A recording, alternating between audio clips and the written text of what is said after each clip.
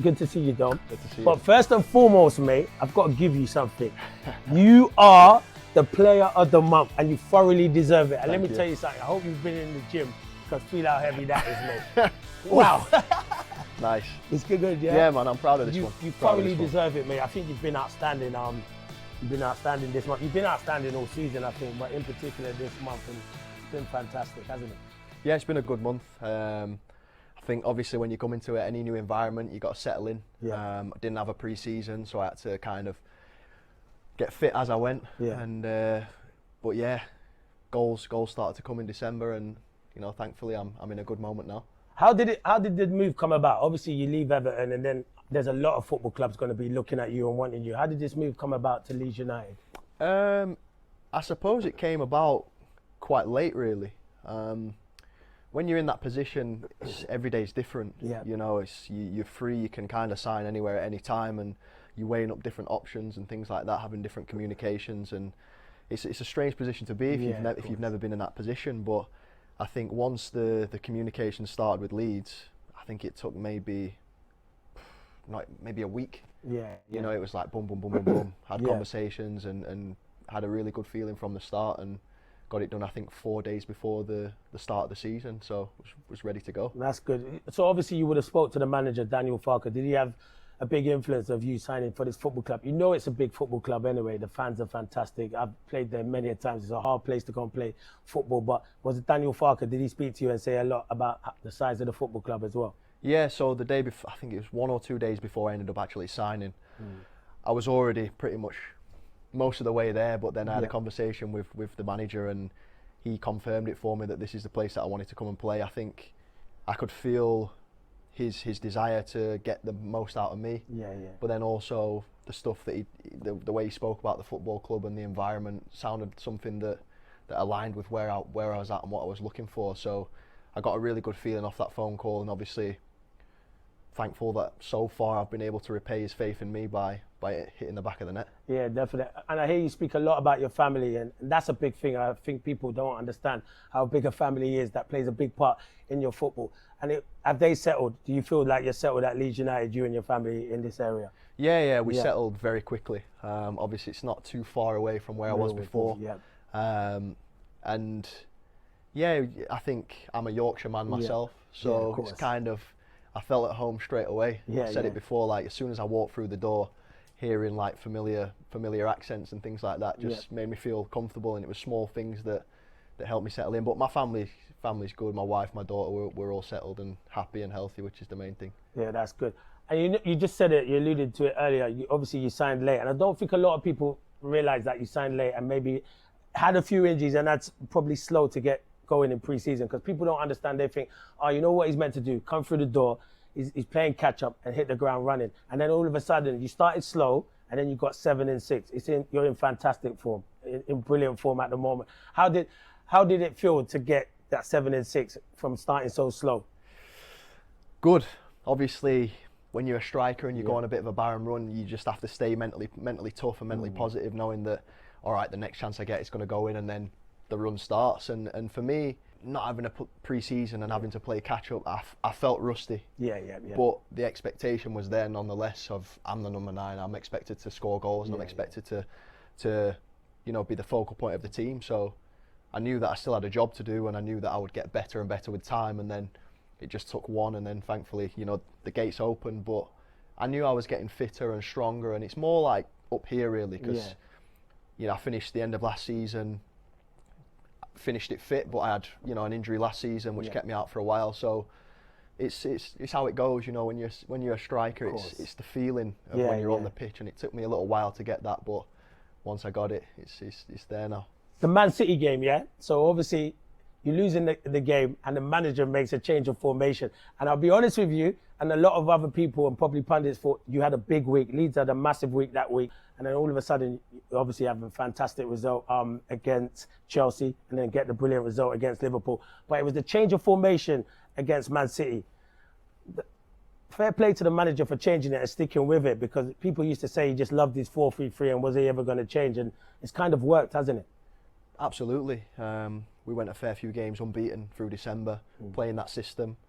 And I think at this level, being like a newly promoted club, you have to be able to adapt, and the manager saw that. And sometimes things happen in football for, you know, on a personal level or a collective level where something changes, and we had an injury in the first half. I come on off the bench, change the system, and it was exactly what we needed in that moment. So, you know, that's what the manager's there to do, to make decisions like that, and shows you what a great manager he is, to be able to see that in the moment. And then we took the momentum and we've ran with it. Yeah, you definitely have run with it. You've been in fantastic form, most definitely. But would you say that was the catalyst from that? Because is it now, has he gone from like playing at a 3-5-2? So is it you and Okafor, or is it, and he can obviously change it and go back to 4-3-3. Has that been the catalyst, that Man City performance, the catalyst to go on and be on the great run that Leeds have been on? I think you could say so, yeah.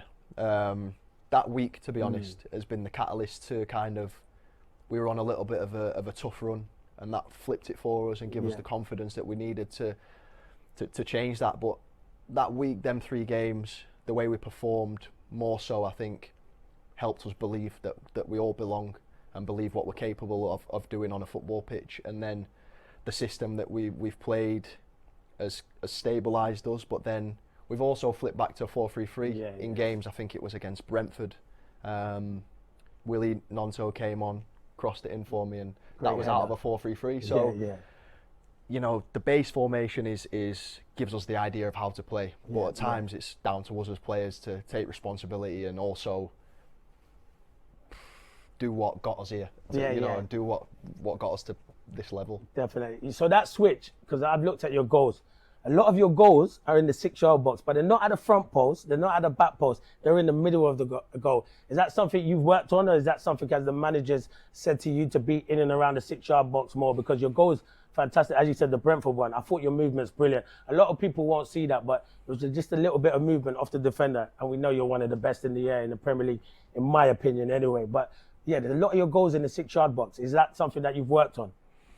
Yeah, over the years, I guess it's something that I've worked on, and ever since I started scoring goals in the Premier League, really, that's been something that I'm good at. My movement inside the box, and I think it's something that I do work on, focus on, you know, dominating the box and dominating my 2 centre halves. So it's nice to then be rewarded with the goals in the games. And to be fair to the manager, he knows what I'm good at, and he's tried to help the players understand that what I like to do and where I like to be on the pitch, which then also helps me. And just getting that rapport with the players around me, and the more we've played together, you know, Brent Aronson, who's flying at the moment, he's starting to pick up the way I like to play, and vice versa. And yeah, I think it's just something that does come natural to me as well. And as I've got older, I've started to realise more what I am good at, you know, as you get older, and you start to think, well, if I'm good at this, keep doing it. And there's been times, you know, in the past few years where it's been frustrating, and the way I've been asked to play has arguably taken me away from what I'm actually good at, and where I thrive. So it's nice to be in an environment and a team now where I'm allowed to do that and be the focal point and score the goals. So that means the manager's basically telling you not to do too much outside of the box. You know what, I could compare it to something like a Haaland, where everyone complains and says, oh, he doesn't do enough outside the box, but he'll come away with the match ball or scoring hat-tricks, and that's what you're judged on as a number 9. So that's what you probably, in recent times, you're probably thinking, I'm running the channels too much, everything's a fight ball, where now you've got players like Brendan Aronson, because I remember the goal at Sunderland, where it's brilliant movement, to be fair, but he sees straight away, if he puts it into the 6-yard box, you're there. So you think, your game's evolved a bit more, where you're doing probably more outside the box and becoming more lively inside the 6-yard box. I think so, yeah. Just I guess honing my craft and sharpening my tools, really. And yeah, there's been times where, look, there's still going to be games where I'm required to do more outside of the box than in the box, where sometimes you have to run channels, you have to get your team up the pitch, you have to be a battering ram, so to speak, in order to gain yards, and especially when you're against the top teams, it's difficult. So I understand that that's also my role and responsibility still. But in recent weeks, I've been able to pick up good positions and allow my players behind me to do their job, get on the ball, do what they're good at, and pick up positions in the box early, which then allows me to get into areas where the ball's going to be. So yeah, it's just, I guess, fine tuning, and then confidence is also a big thing as well. And that's what you are. You feel confident at the moment. Like in training, do you work on it? I remember if I was playing with the wide men, understanding of the movement I'm going to do. Is that stuff that you work on in training, or is that just come natural in the games and you've just got an understanding with your wide men? It's a bit of both. Yeah. It's a bit of both. Like, you can do patterns of play and things on the training pitch, which we do. Yeah. But there's nothing like playing games, and in competitive matches. And I think that's where you truly learn what players like to do and don't like to do, and the areas that they pick up. I think it's like we talk about formations. Generally, you know where a player is going to be, but then it's that playing together and building that rapport with each other, then relationships, which then gives you the cutting edge. Yeah, definitely. Also, Leeds, obviously everyone, and you would have known this, just getting promoted from the Championship, there's a theory that all the teams that get promoted evidently go down. I think you and Sunderland, obviously, this season have been outstanding, and you know, have proved that it's not always that's gonna happen. At the start of the season, did you envisage? It's always, obviously, it's a difficult question because you're always going to think we can stay in the Premier League, but you know how difficult it is. Did you think you'd be doing as good as what you're doing now, the team? Truthfully, yes. Yeah. Truthfully, yeah. I wouldn't have joined if I didn't believe in what I was joining, and that would have gone for any club that I would have gone to. So, for me, from the outside looking in, I looked at the recruitment and the players that had got the team into the Premier League and saw enough quality there, and also for myself coming in, I thought, where can I add value and what will I add to the team? And I think not only in, I guess, what I do from a football perspective, but I thought that with what I've been through over the last 3 years, my experience would add value to the team, and how I can kind of share that and help the team through difficult moments, which I've liked to think I've been doing, and just adding a positive aspect in all areas, really.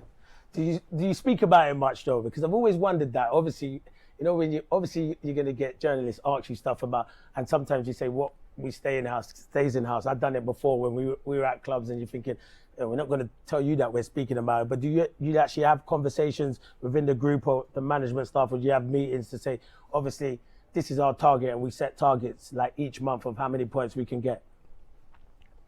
Kind of, yeah. And I think for us, obviously, newly promoted club, I like to say, because of course. You look at the players that we've got and the players that were brought in, myself, Sean Longstaff, James Justin, players that came in to the team, you know, lots of Premier League experience, lots of Premier League appearances. So, yes, we're a newly promoted club, but we're not a newly promoted side. No. So for me, I don't like to use that as an excuse when we're going into games, or games don't go our way, because we've got enough experience within the team to carry us through. But it's just constant dialogue. I knew at the start of the season that it's a process. Of course. You know, there were periods at the start of the season where we dropped points through naivety and maybe nervousness and not feeling settled yet within the league and as a team. But then you look at the catalyst, the City game, and from then on, I've been proud of the group, of the way we've kind of put that one to bed. You know, because you don't want narratives to start where you're soft from set pieces, or you concede late goals and things like that. We all know how that goes. So for me, it's just about more so the mentality that I'm trying to drive within the group of you know, we belong here and more, and keep pushing and striving each day. Doing this interview, because it's different, but when I'm doing this interview, I'm looking at you and it looks like you're just full of confidence at the moment. And it looks like you found a home here. It looks like you're so happy, and every day you're coming into training, you're enjoying yourself doing that. Is that just through scoring goals, or is that just, obviously scoring goals, it always helps when you're scoring goals because you can shut the outside noise, and you're doing that brilliantly at the moment for sure. But is it just the surroundings coming into a club like this and the group of players and the management staff? Yeah, I mean, I've enjoyed it since my first day. The goals have been a bonus. The goals make you enjoy it even more. Of course, of course. But I think you have to enjoy the hustle. You have to enjoy your work. You have to enjoy your craft. And I needed a new environment. I needed a new stimulus, and I knew what I needed, and I knew that this was going to be that. So from the very first day, I bought into everything that you know, I've been asked to do, whether it be from a sports science perspective, management, you know, banter with the teammates, or whatever it may be. I just thought, you know what, I'm just gonna immerse myself in a new environment, having been somewhere for so long. So Yeah. I've enjoyed it from the first day up until now. The goals have been a bonus, but you know, when you're enjoying your football, there's no better feeling. Definitely. So your next 3 Premier League games, you got Fulham, you go back to Everton. You must be looking forward to that, and then obviously Arsenal. Do you ever look that far ahead, or do you just look at the next game that we've got Fulham, or do you have one eye on Everton? Because I know when I'm playing against one of my old teams, not like you have nothing to prove because you were outstanding at Everton Football Club. You're now doing a brilliant job here at Leeds United. But do you have one eye on the Everton game, thinking I'm really looking forward to that? Obviously going to the new stadium there, which is a great atmosphere. Yeah, obviously looking forward to it. Yeah. It'll be interesting going up against them, having played for them for so long. You know, seeing familiar faces, old faces, and also the new stadium, which I was a part of for a long time, and seeing that get built and then to go and play there, it's something I'm definitely looking forward to. But for me, I'm not going to say the cliche one game at a time, because generally I look 2-3 games in front. You know, you look to see who you've got coming up in the short term, because then you know it compounds. So no need to look too far ahead. I don't look too far, but yeah, I'm looking forward to it. You know what? You are the highest scoring Englishman in the Premier League. So I need to ask you this question. And obviously since November, you're the highest scoring player in Europe as well. So I'm going to have to ask you this question, and you know probably what's coming. But have you got one eye on a big competition in the summer? Obviously the World Cup, because I'll be honest with you, the form you're in at the moment, I would be definitely taking. If the squad's picked tomorrow, that's my opinion. I think you deserve it because you're a different kind of player to the Harry Kane, and you're a player who can make a big impact. Do you have an eye on, obviously, the World Cup and trying to make that squad? I think there's one key thing you said. If the squad was picked tomorrow, yes, I'd be in with a great chance. 100%. But I've been in the game long enough to know there's a long time between now and the end of the season and the World Cup. I'm like any other Englishman playing football and not playing football. I want to play for my country at a World Cup, of course. So that's a goal of mine in the distance there. But short, medium, long-term goal, or whatever you want to call it. But for the short term, you know, like I say, just continuing what I'm doing, scoring goals.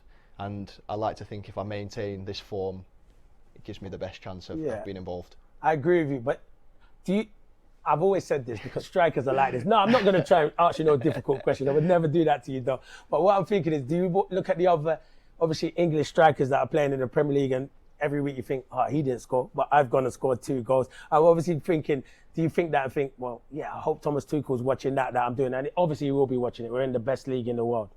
I'd say maybe when I was a bit younger, I used to. You know, that's something like you keep an eye on, like who's scoring, who's not scoring. But I've still got to score the goals, you know what I mean? Yeah. So I know, like, through everything everything I've experienced, to just focus on what I'm doing, what I can control, scoring my goals, and if that's enough, you know, for the manager to deem me worthy of being involved, then great, and I'd love to, you know, represent my country again. Top man, though. Thanks for the interview. Legend. Good luck for the rest of the season. Thank you. Appreciate it, man.